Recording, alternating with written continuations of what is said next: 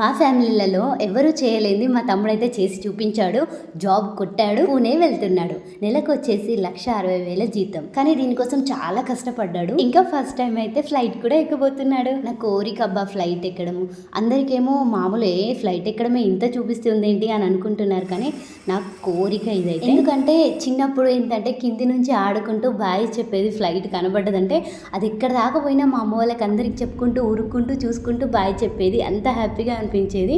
ఈరోజు మా తమ్ముడు ఎక్కుతున్నాడు. ఈ వీడియోలు చూస్తుంటే వాడు వీడియో కాల్ చేసినప్పుడు భలే అనిపించింది. ఇంకా రేపటి నుంచి అయితే మా రాకి లైఫ్ స్టార్ట్ అయిపోతుంది, న్యూ లైఫ్.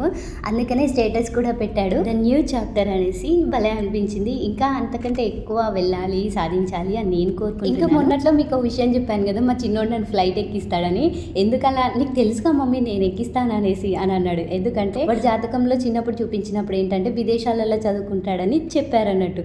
ఇంకా అదే పట్టుకున్నాడు, మమ్మీ నేను విదేశాలలో చదువుకుంటాగా వేరే దేశాలలో, అప్పుడు నేను ఫ్లైట్ ఎక్కి తీసుకుపోతా అంటాడు.